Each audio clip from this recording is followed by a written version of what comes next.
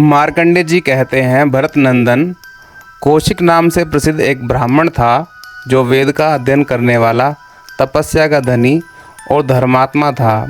वह तपस्वी ब्राह्मण संपूर्ण द्विज जातियों में श्रेष्ठ समझा जाता था।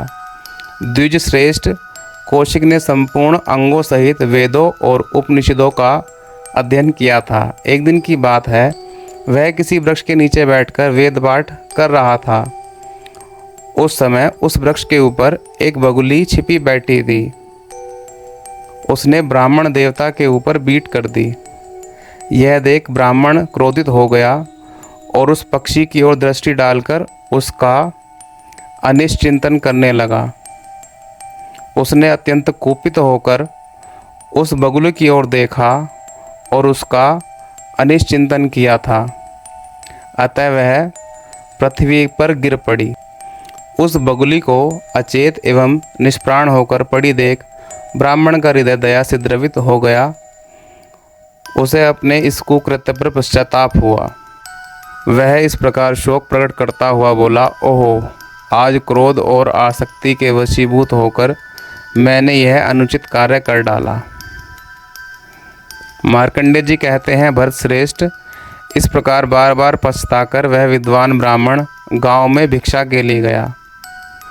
उस गांव में जो लोग शुद्ध और पवित्र आचरण वाले थे, उन्हीं के घरों पर भिक्षा मांगता हुआ वह एक घर पर जा पहुंचा, जहां पहले भी कभी भिक्षा प्राप्त कर चुका था। दरवाजे पर पहुंचकर ब्राह्मण बोला, भिक्षा दे। भीतर से किसी स्त्री ने उत्तर दिया, ठहरो, अभी लाती हूँ। राजन, वह घर की मालकिन थी जो जूठे बर्तन मांज रही थी। जो ही वह बर्तन साफ करके उधर से निवृत्त हुई, त्यों ही उसके पतिदेव सहसा घर पर आ गए। भरत श्रेष्ठ, वे भूख से अत्यंत पीड़ित थे। पति को आया देख उस श्याम नेत्र वाली पतिव्रता ने ब्राह्मण को तो उसी दशा में छोड़ दिया और अत्यंत विनीत भाव से वह पति की सेवा में लग गई। पानी लाकर उसने पति के पैर धोए, हाथ मुंह धुलाए और बैठने को आसन दिया। फिर सुंदर स्वादिष्ट भक्ष्य भोज्य पदार्थ परोसकर वह पति को भोजन कराने लगी। युधिष्ठिर, वह स्त्री प्रतिदिन पति को भोजन कराकर उनके उच्छिष्ट को प्रसाद मानकर बड़े आदर और प्रेम से भोजन करती थी। वह पति को देवता मानती और उनके विचार के अनुकूल ही चलती थी। उसका मन कभी परपुरुष की ओर नहीं जाता था। वह मन, वाणी और क्रिया से पति परायण थी।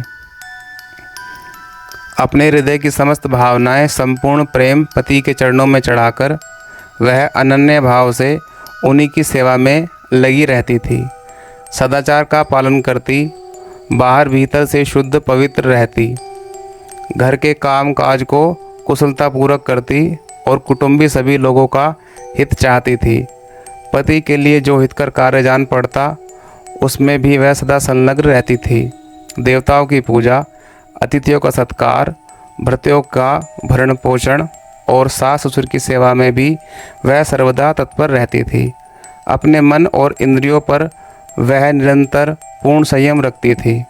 पति की सेवा करते करते उस मंगलमय दृष्टि वाली देवी को भिक्षा के लिए खड़े हुए ब्राह्मण की याद आई। भरतवंश विभूषण, अपनी भूल के कारण वह यशस्विनी साध्वी स्त्री बहुत लज्जित हुई और ब्राह्मण के लिए भिक्षा लेकर घर से बाहर निकली। उसे देखकर ब्राह्मण ने कहा, सुंदरी, तुम्हारा ये कैसा बर्ताव है? तुम्हें इतना विलंब करना था तो ठहरो कहकर मुझे रोका क्यों था? मुझे जाने दिया होता। मार्कंडेय जी कहते हैं, राजन, ब्राह्मण क्रोध से संतप्त हो अपने तेज से जलता सा प्रतीत होता था। उसे देखकर उस पतिव्रता देवी ने बड़ी शांति में उत्तर दिया। स्त्री बोली, विद्वत, क्षमा करें, मेरे लिए सबसे बड़े देवता पति हैं। वे भूखे और थके हुए घर पर आए थे। उन्हें छोड़कर कैसे आती? उन्हीं की सेवा में लग गई। तब ब्राह्मण बोला, क्या ब्राह्मण बड़े नहीं हैं? तुमने पति को ही सबसे बड़ा बना दिया। गृहस्थ धर्म में रहकर भी तुम ब्राह्मणों का अपमान करती हो। अरे, स्वर्गलोक के स्वामी इंद्र भी इन ब्राह्मण के आगे सिर झुकाते हैं, फिर भूतल के मनुष्यों की तो बात ही क्या। घमंड में भरी हुई स्त्री, क्या तुम ब्राह्मणों का प्रभाव नहीं जानती? कभी बड़े बूढ़ों के मुख से भी नहीं सुना? अरे, ब्राह्मण अग्नि के समान तेजस्वी होते हैं, वे चाहें तो इस पृथ्वी को भी जलाकर भस्म कर सकते हैं। स्त्री बोली, तपोधन, क्रोध ना करो ब्रह्मर्षि, मैं बगुली नहीं हूँ जो तुम्हारी इस क्रोध भरी दृष्टि से जल जाऊंगी। तुम इस तरह कुपित होकर मेरा क्या करोगे? मैं ब्राह्मणों का अपमान नहीं करती मनस्वी ब्राह्मण। मनस्वी ब्राह्मण तो देवता के समान होते हैं। निष्पाप ब्राह्मण, तुम मेरे इस अपराध को क्षमा करो। मैं बुद्धिमान ब्राह्मणों के तेज और महत्व को जानती हूँ। ब्राह्मणों के क्रोध का फल है कि समुद्र का पानी खारा है। इसी प्रकार जिनकी तपस्या बहुत बड़ी चढ़ी थी और जिनका अंतःकरण परम पवित्र हो चुका था, ऐसे मुनियों ने भी जो क्रोध की आग प्रज्वलित की थी, वह आज भी दंडकारण्य में बुझ नहीं पा रही। ब्राह्मणों का तिरस्कार करने से क्रूर स्वभाव वाला महान असुर, अत्यंत दुरात्मा वातापी अगस्त्य मुनि के पेट में जाकर पच गया। ब्राह्मणों के प्रभाव को बताने वाले बहुत से चरित्र सुने जाते हैं। उन महात्माओं का क्रोध और कृपा दोनों ही महान होते हैं। निष्पाप ब्राह्मण, मेरे द्वारा जो तुम्हारा अपराध बन गया है उसे क्षमा करो। विप्रवर, मुझे तो पति की सेवा से जो धर्म प्राप्त होता है वही अधिक पसंद है। संपूर्ण देवताओं में भी पति ही मेरे सबसे बड़े देवता हैं। द्विज श्रेष्ठ, मैं साधारण रूप से ही पति सेवा रूप धर्म का पालन करती हूँ। ब्राह्मण देवता, इस पति सेवा का जैसा फल है उसे प्रत्यक्ष देख लो। तुमने क्रोध करके जो एक बगुली को जला दिया था, वह बात मुझे मालूम हो गई। द्विज श्रेष्ठ, मनुष्यों का एक बहुत बड़ा शत्रु है, वह उनके शरीर में रहता है। उसका नाम है क्रोध। जो क्रोध और मोह को त्याग देता है, उसी को देवतागण ब्राह्मण मानते हैं।